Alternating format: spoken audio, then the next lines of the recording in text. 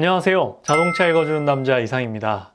오늘은 정말로 많은 분들이 기다리고 기대하셨던 바로 그 모델, 나온다 마르고 닳도록 들어왔던 현대 자동차의 첫 번째 뼛속까지 순수 전기차로 볼 수 있는 아이오닉 5가 드디어 온전한 모습을 공개했습니다. 디자인과 상품성 그리고 가격대로 봤을 때 제 개인적인 생각은 꽤나 매력적인데 라는 느낌을 받았는데요. 과연 어떤 부분들이 저를 매력적으로 느끼게 만들었을지 아이오닉 5 자세한 리뷰와 함께 테슬라 모델 Y와의 금액과 크기도 함께 비교해 보시죠. 먼저 아이오닉 5는 왜 이렇게 많은 사람들이 관심을 갖고 이슈가 되는 걸까요? 아이오닉 5만이 가지고 있는 특징을 크게 3개의 카테고리로 나눠서 말씀드리겠습니다. 최대한 보기 편하게 정리해봤는데 어떠실지 모르겠네요. 먼저 이 GMP 플랫폼의 적용입니다. 정말 아이오닉 5 정보 좀 찾아보신 분들 이 GMP 지겹게 들어보셨을 겁니다. 도대체 이 GMP 플랫폼을 써서 좋은 게 뭔데? 라고 물어보신다면 일단 3m의 넓은 휠베이스, 즉 실내 공간 확보가 가능해졌다는 점입니다. 순수 전기차 플랫폼을 통해 엔진과 미션과 같은 부품들을 드러내고요. 구조를 단순화해서 넓은 실내 공간을 구현해낼 수 있었고 더불어 바닥이 평평한 플랫 플로어 구조 또한 가능해졌습니다. 그래서 마치 거실에 의자를 놓고 앉아있는 듯한 느낌마저 안겨주는데요. 현대에서 유니버셜 아일랜드라고 말하는 게 쉽게 말해 센터 콘솔인데요. 그 센터 콘솔이 앞뒤로 140mm가 움직입니다. 이게 어떤 이점이 있냐면 좀 더 다양한 구조를 통해서 공간을 효율적으로 재배치할 수 있다는 장점이 있습니다. 그리고 2열 전동 시트는 앞뒤로 135mm가 이동 가능하며 리클라이닝까지도 가능합니다. 플랫폼 하나 바꿨을 뿐인데 공간적으로 엄청난 이득을 보게 된 것이죠. 물론 이 외에도 이 GMP 플랫폼은 많은 장점이 있습니다. 그리고 자동차 측면에서의 혁신적인 특징은 일단 디자인적으로 혁신적인 파라메트릭 픽셀 라이트가 앞뒤로 적용되었다는 점인데요. 심지어 충전 소켓에까지 적용되었습니다. 현대는 앞서 파라메트릭 주얼 패턴 등의 디자인을 선보였는데 아마도 이 픽셀형 디자인을 선보이기 위한 예고편이 아니었나 싶습니다. 그리고 숨겨져 있다 나오는 오토 플러시 도어 핸들도 적용되었는데요. 디자인적 요소도 있지만 공기 저항 계수를 줄여주는 역할도 합니다. 그리고 디지털 사이드 미러까지 적용되어서 사각지대를 획기적으로 줄여주고요. 마찬가지로 공기 저항 계수 또한 낮춰줍니다. 여러모로 주행 효율이 높아지게 되는 것이죠. 그리고 뻥 뚫린 개방감을 보여주는 비전 루프와 태양광 충전으로 주행거리를 보조해주는 솔라 루프도 적용 가능합니다. 그리고 실내 소재 대부분을 친환경 소재로 사용하여 전기차로서의 특징을 더욱 잘 살렸습니다. 이번엔 순수 전기차 측면의 혁신적인 특징은 400V와 800V 모두 충전이 가능한 멀티 충전 시스템을 갖췄다는 부분인데 내장된 변압기를 사용하여 400V 충전기에 연결하더라도 800V의 충전 성능을 낼 수 있다고 합니다. 400V 충전기와 800V 충전기 모두 사용 가능하다는 또 하나의 장점도 있죠. 그리고 V2L 기능으로 자동차 자체를 전력으로 사용하여 가전제품 등을 연결하여 사용할 수 있습니다. 그리고 EV 차량에 특화된 EV 전용 클러스터가 적용되었으며 전기차 전용 슬림 디자인 시트까지 살펴볼 수 있고요. 단 5분만 충전해도 100km까지 주행이 가능하다고 합니다.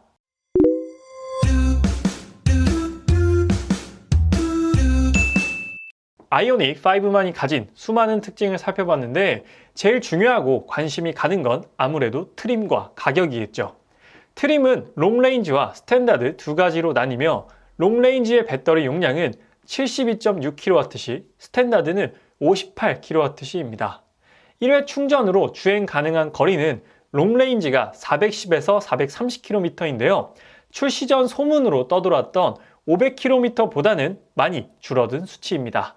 25일부터 시작되는 사전 계약은 스탠다드 트림은 아니고요. 롱 레인지 트림만 계약이 이루어진다는 점 잘 기억해 주시고요.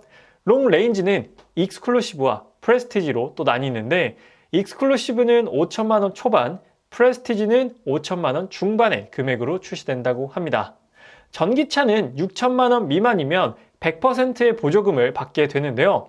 보조금 지원 시 실구매가 3,000 후반, 프레스티지는 4,000 중반 정도가 예상됩니다. 그렇다면 테슬라 모델 Y의 가격은 어떨까요? 모델 Y는 얼마 전 돌연 5,990만 원으로 예약받던 스탠다드 모델을 삭제해 버렸습니다. 그래서 현재 홈페이지에는 롱 레인지와 퍼포먼스 모델만 주문이 가능합니다. 둘 다 6천만 원이 넘는 금액이라서 보조금을 100% 받을 수 없게 되었죠. 결과적으로 가격을 보면 확실히 아이오닉5의 가격적 메리트가 생기게 됩니다. 최소 2천만 원 이상은 차이 나기 때문이죠. 그렇다면 크기는 어떨까요? 아이오닉5는 SUV는 아니고 CUV 장르이기 때문에 전장, 전폭, 전고에서 모두 모델 Y보다 작습니다. 하지만 실내 공간을 결정짓는데 중요한 역할을 하는 휠베이스는 110mm가 모델 Y보다 더 넓죠. 확실히 실내 공간에 얼마나 집착해서 차를 만들었는지 느껴지는 부분입니다. 그렇다면 이제 완전히 공개된 아이오닉5의 디자인을 좀 살펴볼까요? 사실 디자인이라는 게 개인적 호불호가 가장 많이 갈리는 부분인데 아이오닉5는 왠지 최근에 나온 현대차 디자인 중에서 가장 불호가 적지 않을까 싶습니다. 어딘가 익숙하고 왠지 모르게 정이 가는 디자인이에요. 그도 그럴 것이 아이오닉5는 현대 포니로부터 시작된 현대자동차의 디자인, 아이덴티티를 계승한 모델인데요. 지금 보시는 영상은 제 지인이 소유하고 있는 현대 포니의 모습입니다. 아마 이 차 보면서 추억에 잠기시는 분들 많이 계실 것 같은데요. 차주분이 워낙 병적으로 관리하신 덕분에 이렇게 완벽한 모습의 포니를 볼 수 있게 되었는데요. 이 과거의 유산인 포니를 현대적으로 재해석한 모델이 바로 아이오닉5인 것이죠.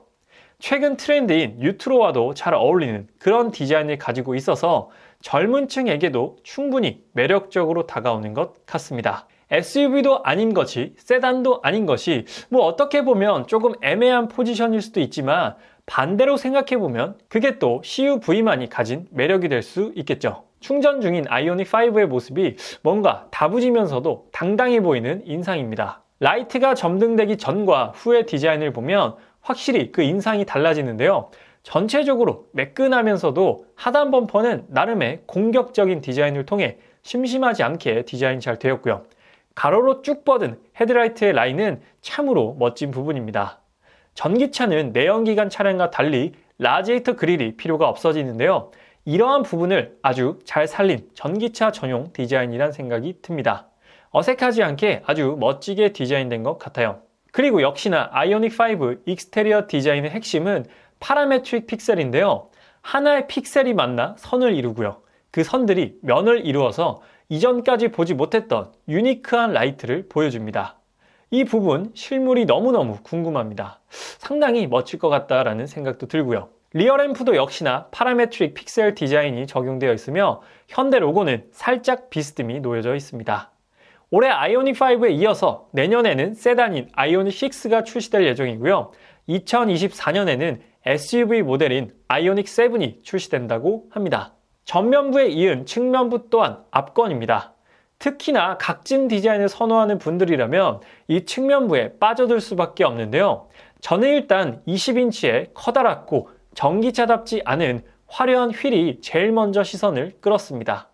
휠이 진짜 너무나 멋진 것 같고 아반떼와 투싼에 이은 강렬한 삼각 캐릭터 라인도 안 보려고 해도 계속 눈이 가는 그런 강력한 모습입니다.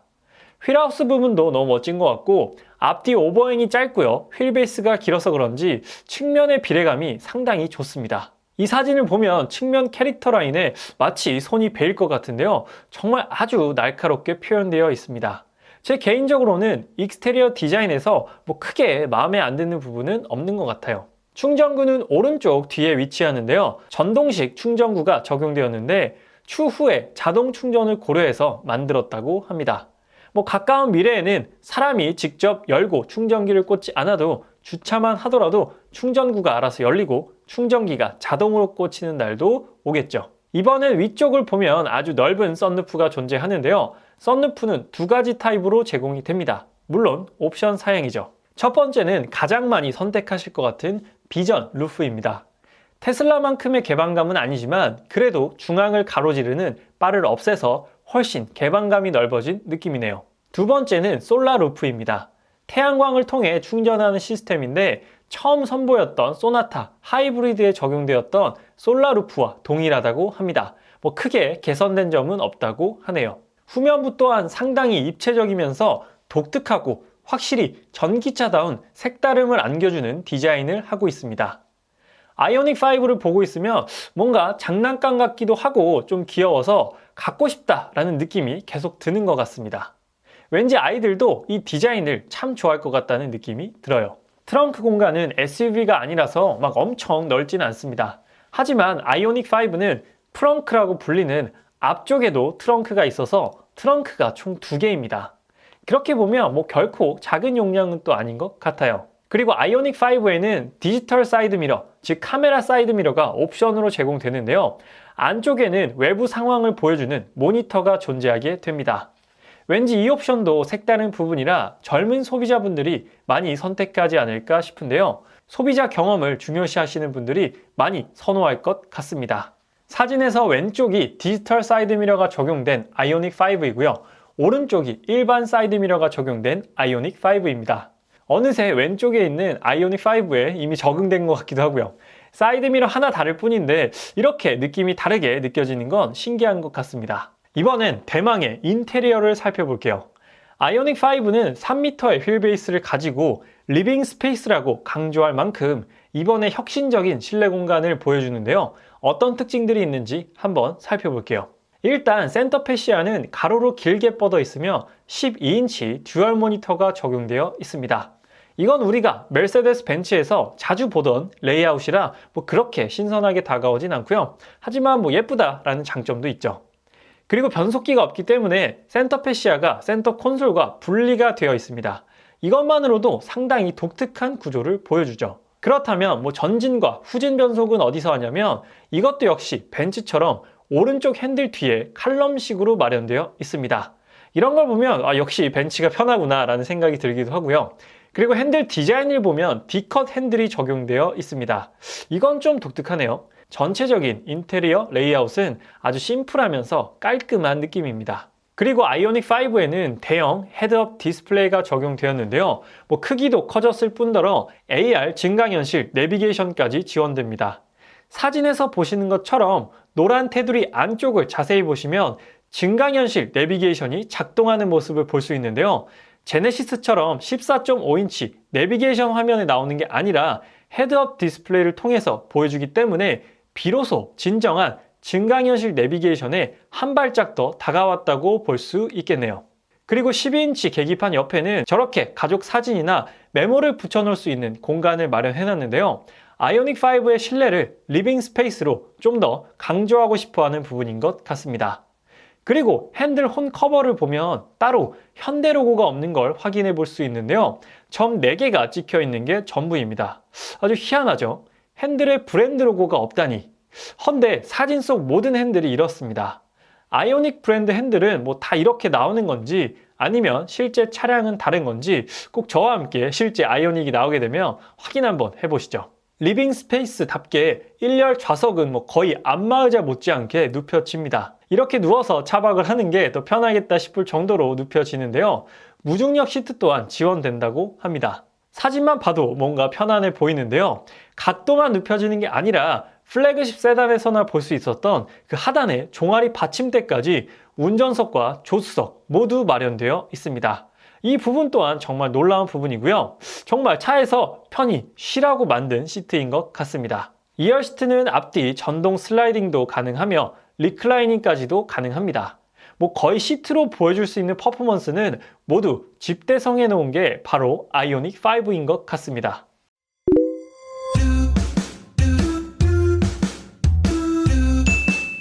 그리고 현대에서 유니버셜 아일랜드라고 칭하는 저 화살표 부분, 센터 콘솔이 앞뒤로 140mm가 움직입니다. 공간을 마음대로 재배치해서 좀 더 효율적인 공간을 구성할 수 있게 고안해낸 아이디어 같은데요. 생각보다는 괜찮은 것 같아요. 그리고 아이오닉5에 들어가지 않을까 기대했던 레벨 3 반자율 주행은 적용되지 않았고요. 차선 변경까지만 가능하다고 합니다. OTA, 오버 디 에어도 지원되지만 정확히 OTA를 통해 향후 어떤 기능들을 사용할 수 있고 어떻게 활용 가능한지에 대해서도 아직 밝혀지진 않았습니다. 그렇지만 그 부분도 차차 공개되리라 생각되고요. 그래서 오늘 제가 준비한 아이오닉 5에 대한 자료는 여기까지고요. 앞으로도 아이오닉 5에 대한 소식 전달드릴 부분이 많을 것 같으니까 아직 자동차 읽어주는 남자 구독 안 하신 분들께서는 구독하시면 아이오닉 5에 대한 정보를 꾸준히 받아보실 수 있습니다. 구독 한 번만 부탁드리도록 하고요. 오늘 리뷰는 여기서 마치도록 할게요. 지금까지 자동차 읽어주는 남자 이상이었습니다. 시청해주셔서 감사합니다.